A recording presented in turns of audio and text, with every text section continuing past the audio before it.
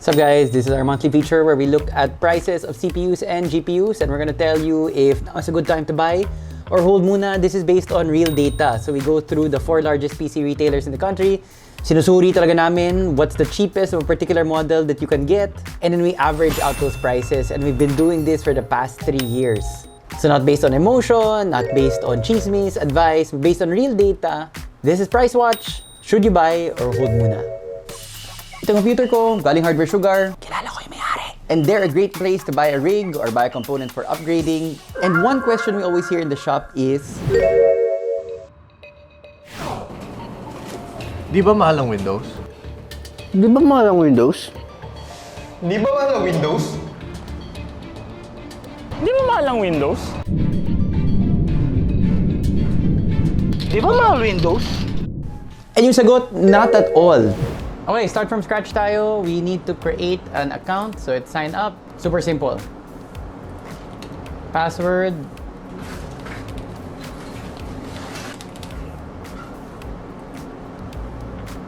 Okay, so now we're logged in, and so we're gonna go with the MS Win 11 Pro OEM key. So click that.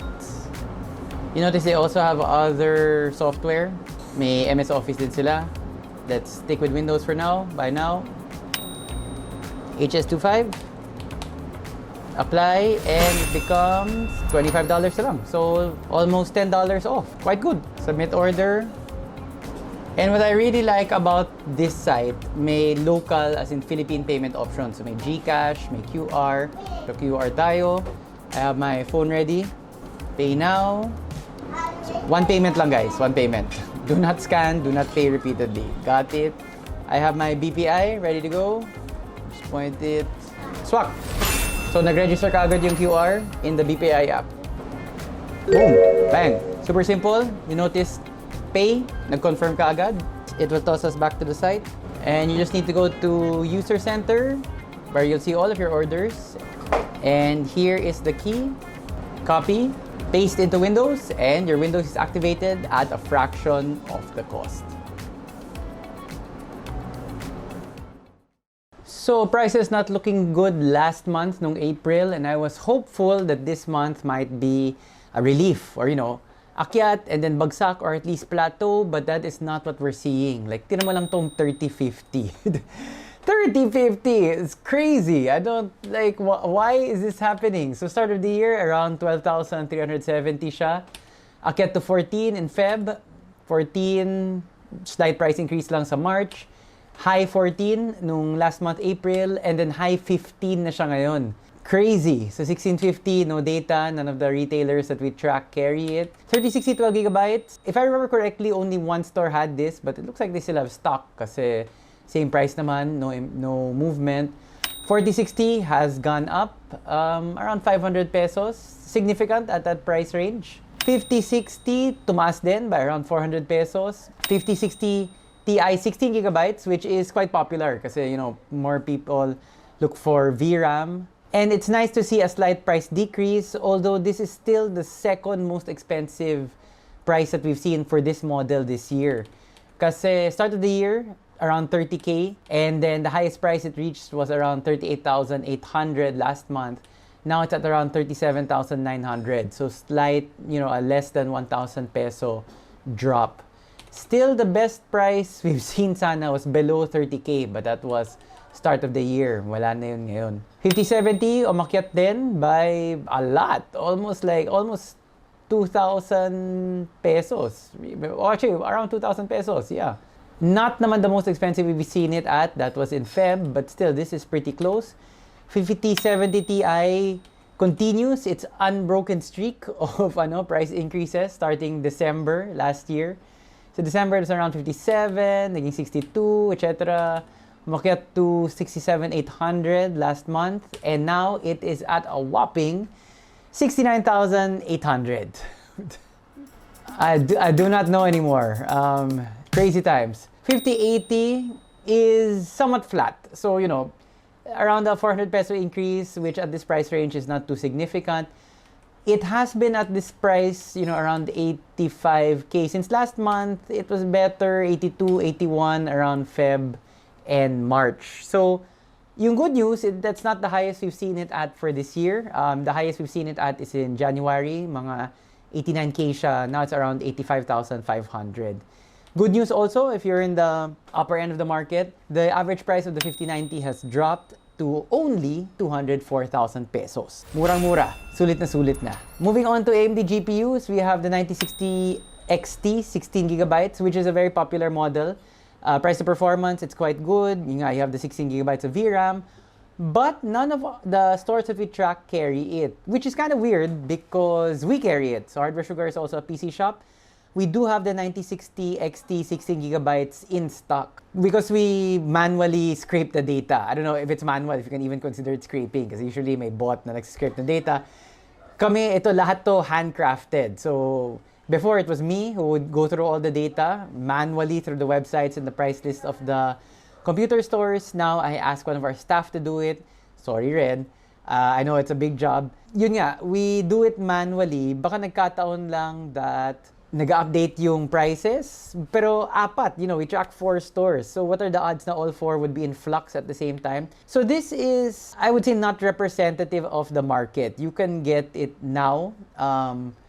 Let me see like how much it would be at Hardware Sugar.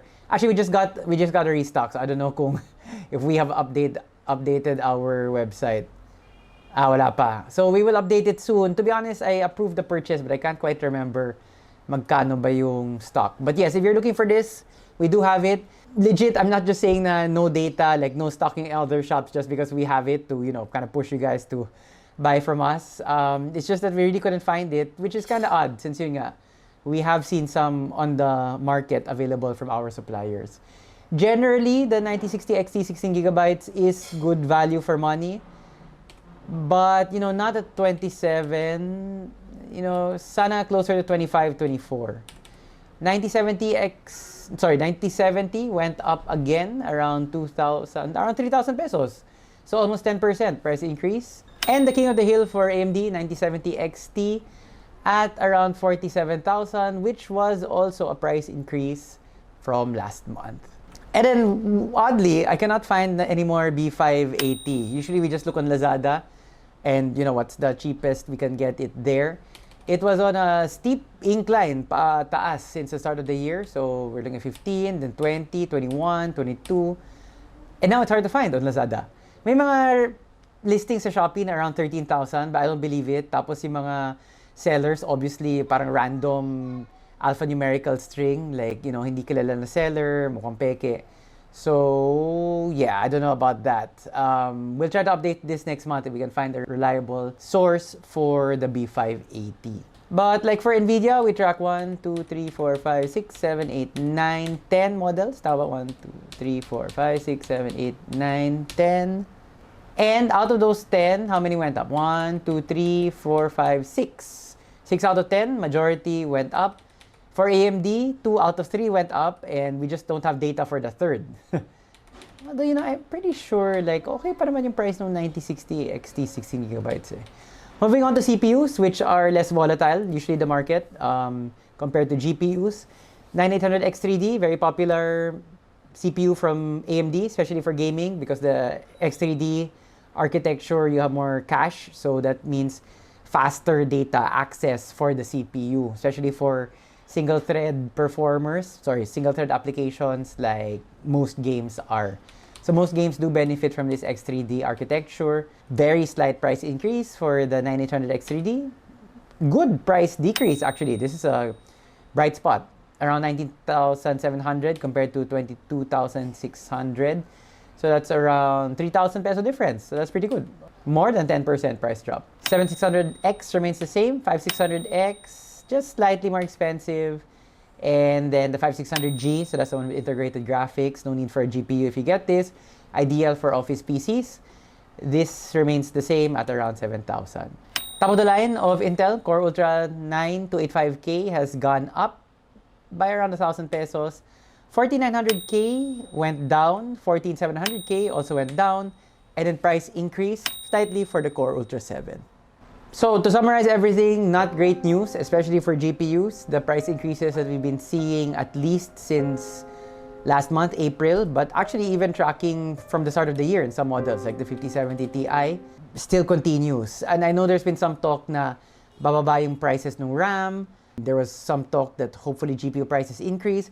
I don't know if this is just like, these are the older prices we've seen, so di pa natin na nararamdaman yung lower prices kasi di pa dumadating sa atin. But you know, with the war in Iran and with supply chains and logistics all screwed up from that, I'm a little negative. Like I'm not hopeful, or I wouldn't bet that prices would be very good or will see any sort of meaningful improvement in prices anytime soon.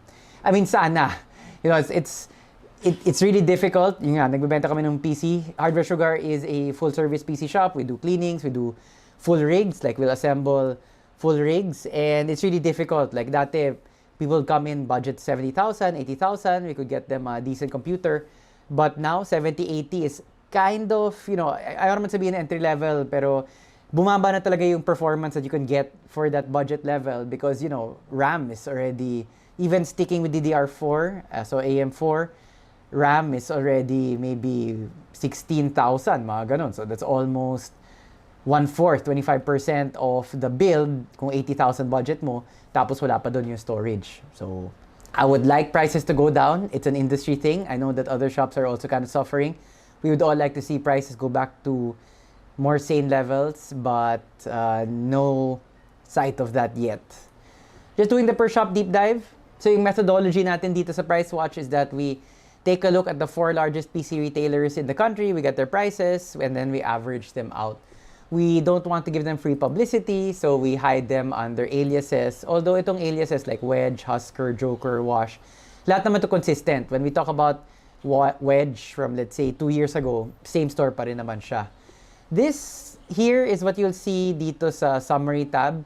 But here's a deep dive. We even tell you like how many sample sizes, like how many stores had it. Actually, we should just edit this because goes without, kung di na nakalabel, goes without saying that all 4 stores. So all 4 stores had the 5060. But like, as I mentioned earlier, yung 3060, only 1 store had it. And basic statistics, the more data points that you have, the more reflective the data is. That's why we flag it when it is less than our 4 representative stores. Husker last month saw a lot of price increases, and their price increases continue. The only thing dropping, you know, on the GPU side for Husker is the 5090. So yung model is the Gigabyte 5090 Gaming OC, and now it is only 212,000, down from 220. Although nagbago rin yung model. So we get the cheapest available variant for that model. So yung cheapest na available na 5090 from Husker dati was the Oros, and then now it's yung Gigabyte Gaming. Oros, of course, the higher tier from the same brand, which explains the price difference a little. But yeah, not encouraging. So Husker AMD GPUs went up. Most of the Nvidia GPUs also went up. Wedge, at least, no price increases, so all the same compared to last month. So basically, Wedge, no change for GPUs. Joker, slight increases lang. I mean, just 2 models have price increases. The 5060 Ti, 16 gigabytes, and then the 5070. Mixed bag with Wash. So they have 4 models na Nvidia that went up, but 2 went down naman. So the 5070 and the 5090. The 5090, you'll notice nga, we only have 2 samples, and one of them is below 200,000. And the other one is above 210,000. So wide variance there. If you're looking to score a 5090, I would suggest looking for Wash. And then price increase on your 9070. It is very weird again that none of the stores are reporting that they have 9060 XT 16 gigabytes. And then as mentioned, CPU market not so volatile, but Husker. So yung Husker consistent. Inakyat ko yung prices ng GPUs. Akyat ko na rin prices ng mga CPUs ko. And Wedge, you know, up slightly 5600X and down the Core Ultra 9. And then the 7800X 3D, just one price change. It is a price drop from Wash. And then again, we have the average prices here. So, new month, same trend that prices are going up.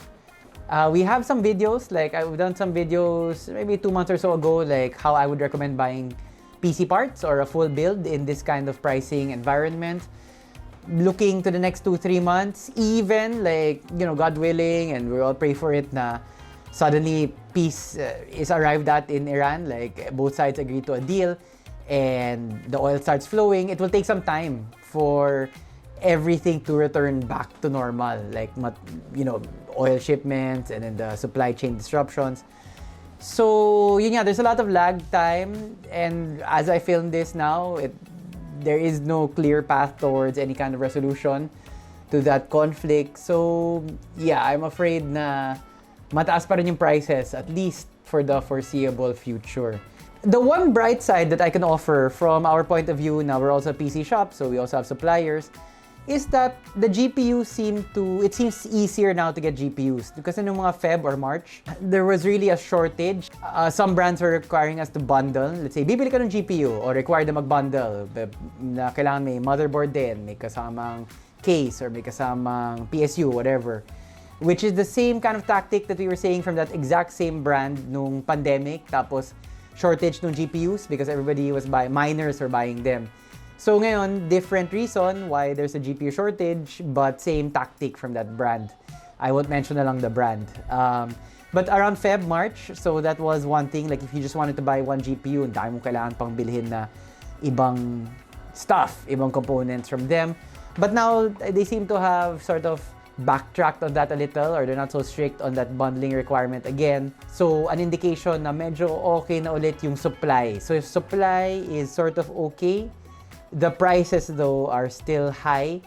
A small part of me, I mentioned earlier that I was kind of nega on the chances of prices going down. But a small part of me is hoping that they realize that prices can't remain like this. Like they're alienating core components of their market. But at the same time, yung kabaliktad nun is that we, yung mga regular users, or even kahit mga gamers, yung mga enthusiasts, are not really the target market anymore for AMD, for Nvidia, even for Intel, because everybody is catering na towards the AI servers, yung mga data centers. So, ano ba pa kanila? Like, gaming and the end user segment just represents a very small sliver, a very small segment of their overall profit. So, maybe they are fine keeping prices the way they are now to the detriment of end users like you and like me. But yun, if you're thinking of getting a PC, do consider us, Hardware Sugar. I think by now our reputation speaks for itself. Message us if you are thinking of a rig or just a cleaning. You know where to reach us. Hopefully prices will be better next month, but crossing my fingers, but not hopeful. But price up, price down, Pricewatch will be there every month. See you next month. And the sheet is available 24/7 via the link below. Thanks for watching.